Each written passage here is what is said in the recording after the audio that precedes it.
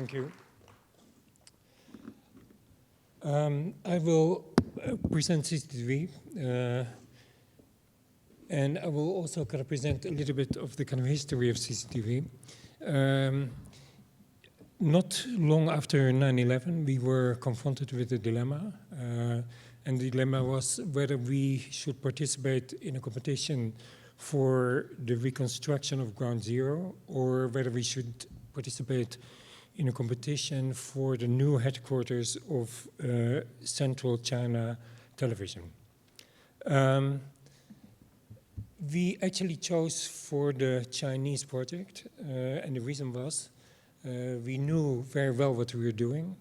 China is a country that is modernizing. That means it is on one hand enormous appetite for newness. On the other hand, it is uncertain, of course, where the modernization will end. But we felt it was very important for us to participate in a project that could help to define the outcome of Chinese evolution.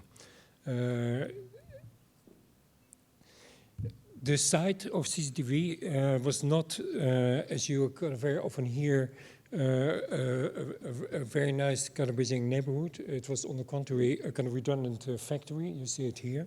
So one thing that helped to convince us to participate was the fact that actually we were not destroying kind of part of the city. I've been saying kind of bad things about context, but nevertheless, I think that all our projects in a profound way are contextual, and this one is not an exception. We knew that the context was at that point virtual, but it would be a new CBD for Beijing, and the certainty was there that eventually it would contain 300 skyscrapers, and that really made us think. It was obvious that in such a landscape and for such a program, it didn't make sense to introduce another needle. It also didn't make sense to try to compete with height. But what was necessary was an entirely different language and an entirely different condition of the skyscraper.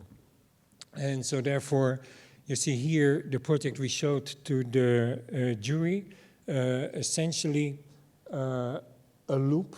And this was the headquarters of CCTV, and the second building, which is a hotel. It burned a couple of years ago, but now it is rebuilt and completely intact.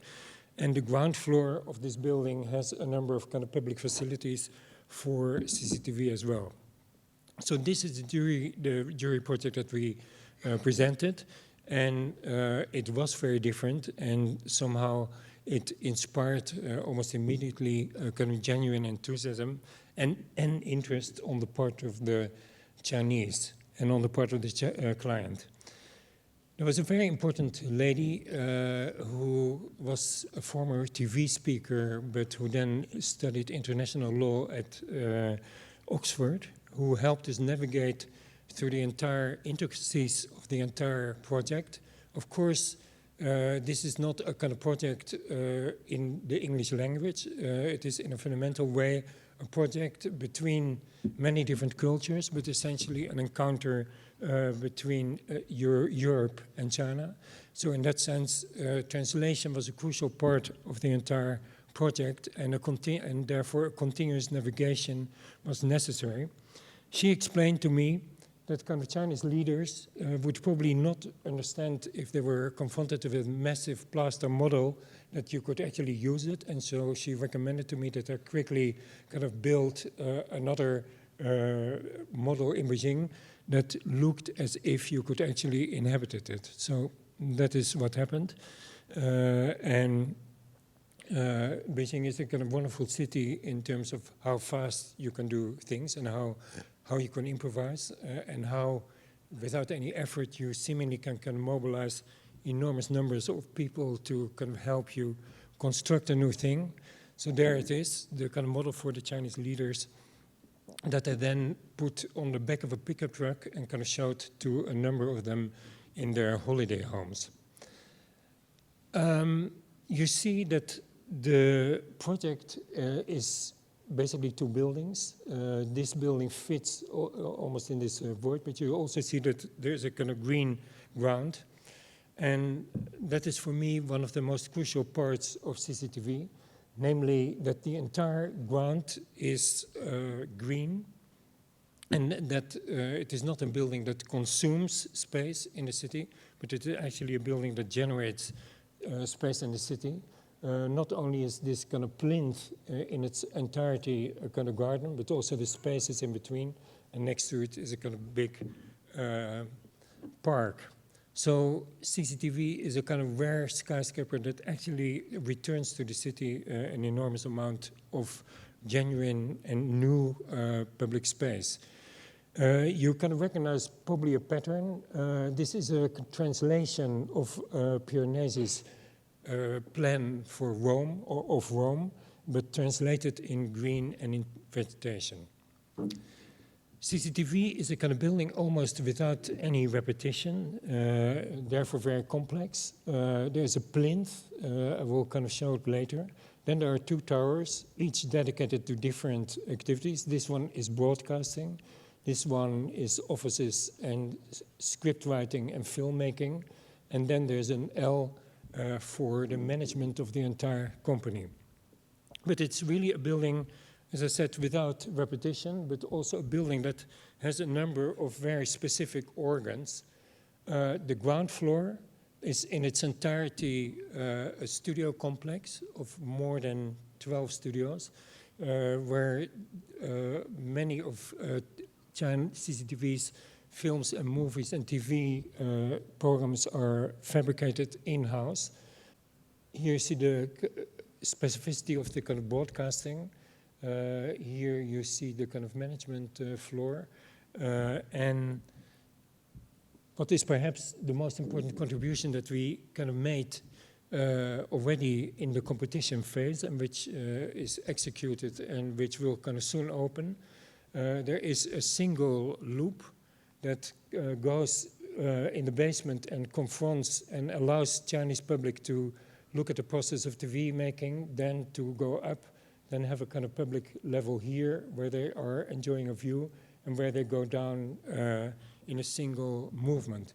So a key element of CCTV is simply this kind of public loop that enables the Chinese public for the first time to enter the inner workings of TV making. As I said, CCTV is in a profound way an encounter between different cultures. Here you see the different people that were involved, but here you see the different nationalities. More than 30 different nationalities, but from the beginning, more than half of the architects were Chinese. We worked together with ECADI, the Shanghai architecture office, that were actually initially also, part of our competition. They came to Rotterdam, were actually quite horrified by how old-fashioned and unprogressive a Dutch city could be. They were also kind of really horrified and outraged by the food, and opened their own Chinese restaurant kind of in our premises.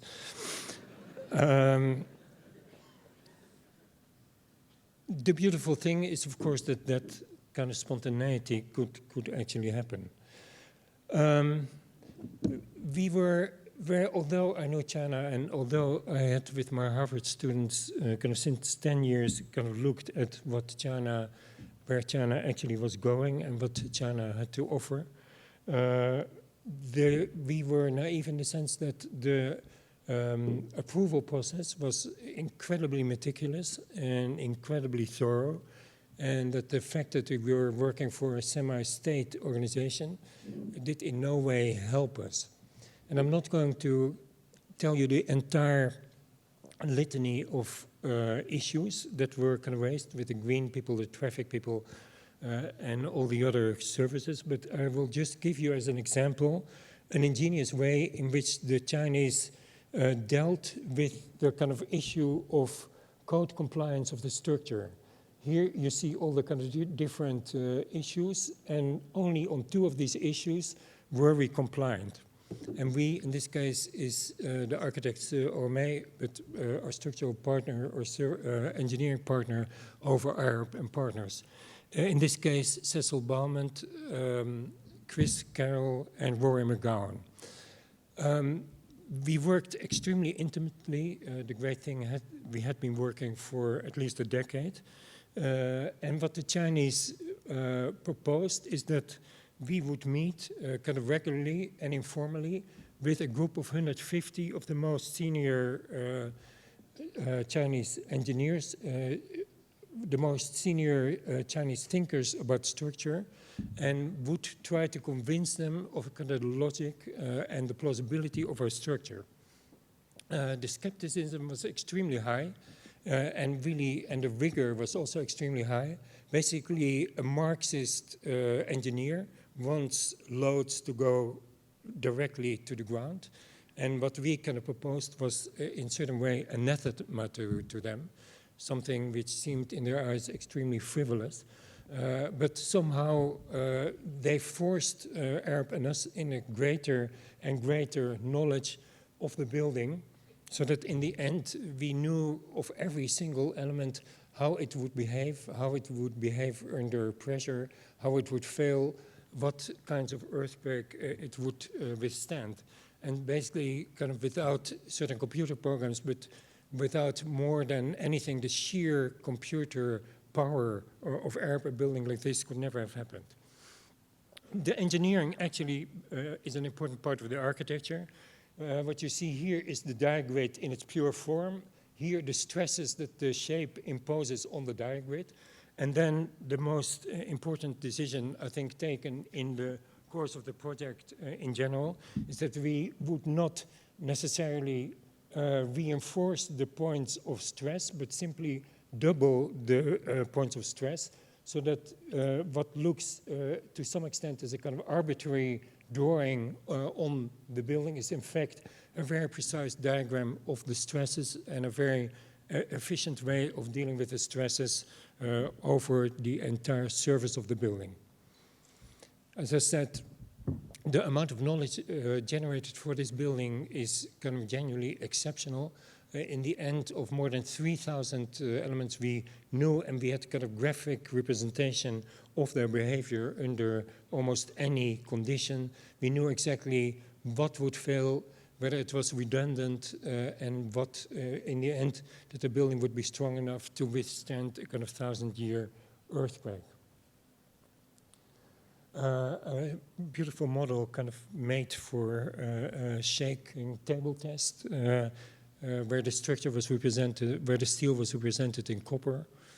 And then kind of finally the knowledge of the building was so extreme that in the end we had figured out, or Arab had figured out, that the famous coupling of the building, the famous connection, could only take place at 6 o'clock in the morning, when both kind of halves of the building were sufficiently cold and cooled off, and so that heat would not impose different extension factors. And so here the kind of sequence of connection between the different halves. I think it was the first time that time played part and a role in engineering. It's a building which I did with my then partner, Oli Sheeran. Here we are at the date of the groundbreaking ceremony, and we see then quickly the kind of process from mud to an enormous amount of concrete that was founded for the foundation, the complexity but also beauty of the different structural elements. They're putting together a single leg of the tower, the connection itself, the moment of connection, hair-raising kind of moments of balance, the sheer amount of structure at the top, and the Chinese worker. This is a building that perhaps the Chinese could never have invented, but it's certainly a building that the Europeans could never have built. And that was kind of part of the kind of genuine beauty of the process, a beauty that was also not lost on the Chinese workers themselves. This is a poem that we found written with chalk on one of the steel members, which suggests that there was and is a genuine kind of enthusiasm on the part of the population, the workers, for this kind of structure and this kind of event. So now CCTV is there. It will enable for Chinese media to modernize itself. That will be inevitable to modernize themselves because they need to compete, and they are competing not only in China with many different TV stations, but also internationally. And I think that that competition alone will in itself have a profound effect on media in China, and is already having that profound effect. The building is a tool. It is connected to the underground. It has incredible amount of facilities, hospitals, sports facilities. Here you see the kind of dining, the workers entering the lobby, a view of the lobby between the elevator cores, one of the big studios. And you see that kind of one of the important things of all the interiors is that the presence of structure which characterizes the exterior is also very pronounced inside. It is really as if there's not a separate sculpture, but as if you're at every moment sharing space with sculpture inside the building. The control tower moment, here the so-called overhang, the point where the two elements join, which is, as I already announced, a public viewing point over the city with holes in which you see the park. And here, this kind of presence of structure inside the offices and characterizing in a kind of very different way every space. So it is really a tool that can now be kind of used, a tool with at least 200 different interiors, all unique and precise in themselves. It's also a building that is beginning to be loved by the users. This is a competition for representation of the building. I love you, CCTV. An important moment for me simply to see it. And then, of course, there's the presence of the building in the city. It's an icon, maybe, yes, but of course Beijing doesn't need icons. It is already a very rich city with an amazing and very long culture. So in essence, for the outside of the building, perhaps in my eyes, our real achievement is not only that we made a building that actually defines an urban space, but also a building that doesn't look the same from any angle.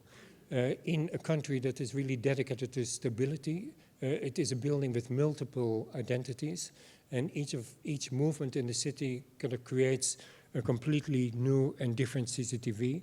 And I think that versatility and that multiplicity is perhaps its most modern contribution to the culture of Beijing.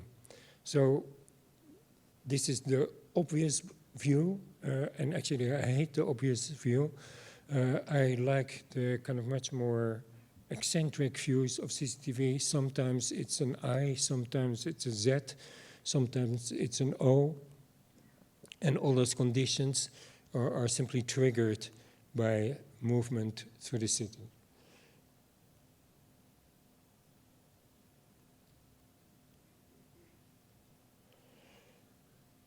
Sometimes it's incomprehensible, kind of really, what you're looking at.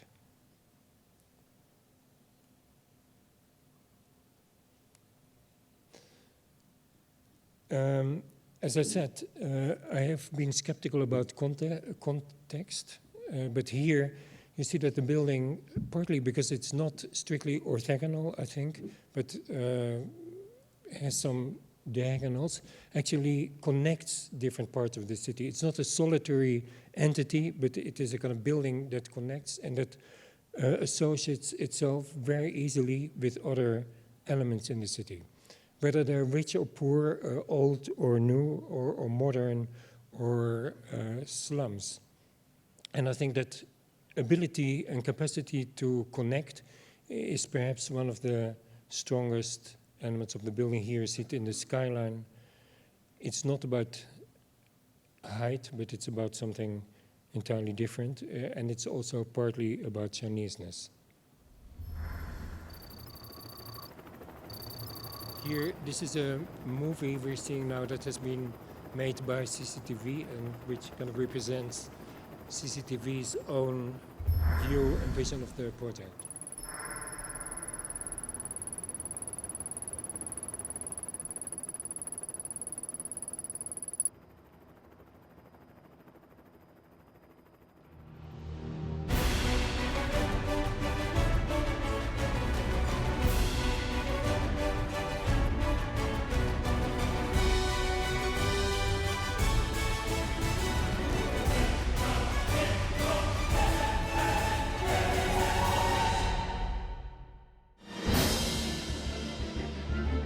历经7年08个月18天，中央电视台新台址主楼建设工程，今天终于迎来竣工验收的重要时刻。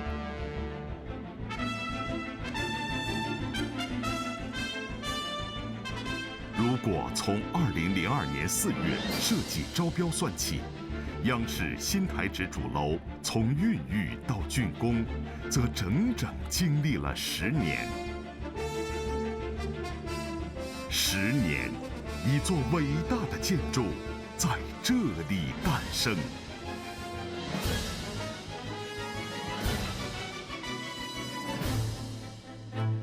2002年4月，中央电视台面向全世界发出新台址设计方案的邀请招标。在来自世界各地名家的设计方案中，荷兰设计师雷姆·库哈斯代表荷兰大都会建筑事务所提交的方案，从其中脱颖而出。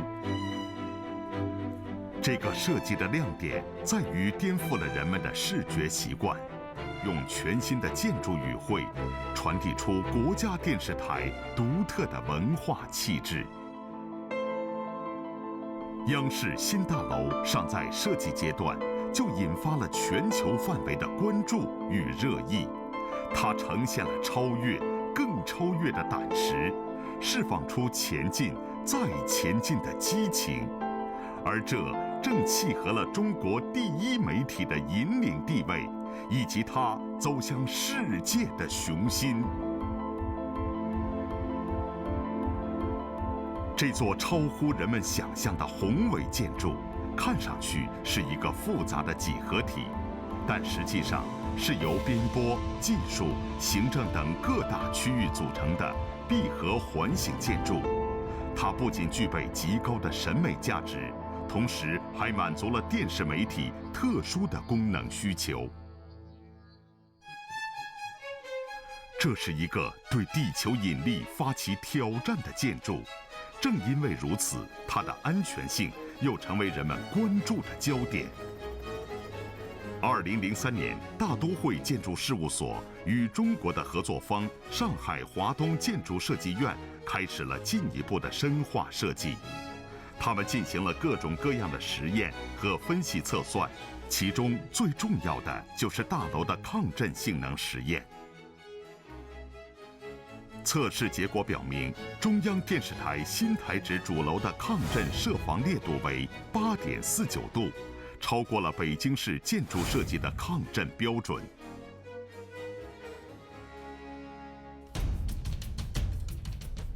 设计者为央视新大楼描绘了一幅梦幻般的蓝图，而建设者将把它变为一座伟大的建筑。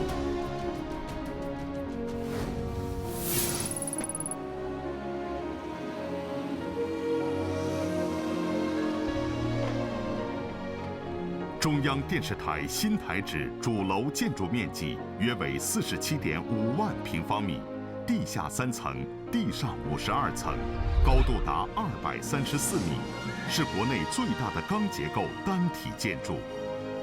造型独特的设计给施工带来了前所未有的难度。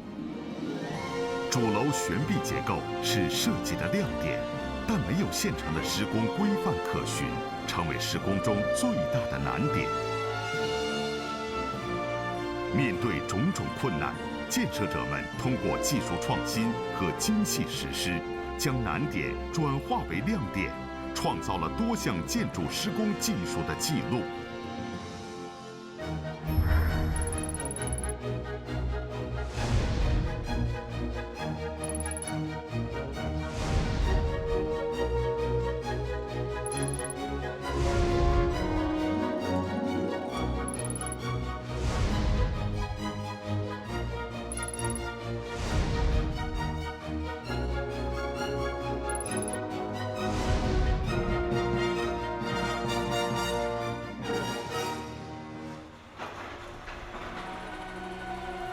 在长达2793天的建设过程中，新台址主楼工程各项施工技术不断填补着建筑行业的空白，不断创造着建筑史上的奇迹。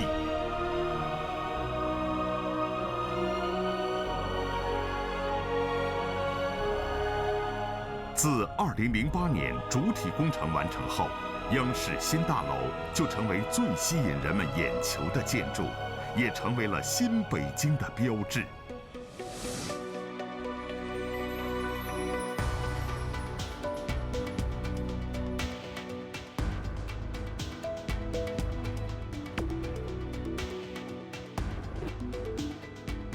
在之后的几年里，大楼进入内部管线安装和装饰工程阶段。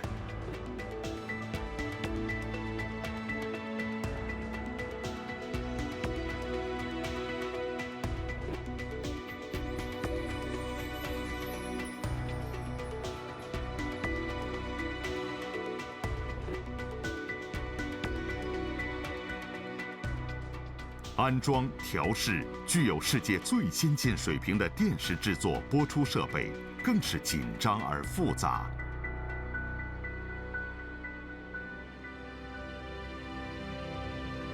央视新大楼具备50个频道的播出能力，能够容纳1万多人同时工作。对中央电视台而言，启用新台址不是简单的物理位移和空间扩展，还将同步实施技术创新和管理创新、机制创新战略。届时，节目的制作、存储、播出和传送将全部实现非线化、网络化，电视制播能力将处于世界领先地位。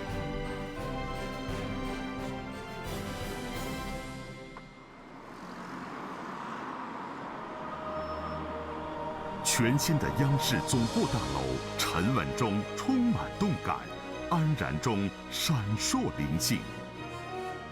这座大楼在翻开中国建筑史新篇章的同时，赋予了中央电视台崭新的公众形象。这座大楼也是当代中国的缩影，它像一个迈步前行的巨人，勇于挑战，敢于创新，超越自我，放眼未来。在这里，中央电视台将实现从中国第一媒体向国际一流媒体的历史跨越。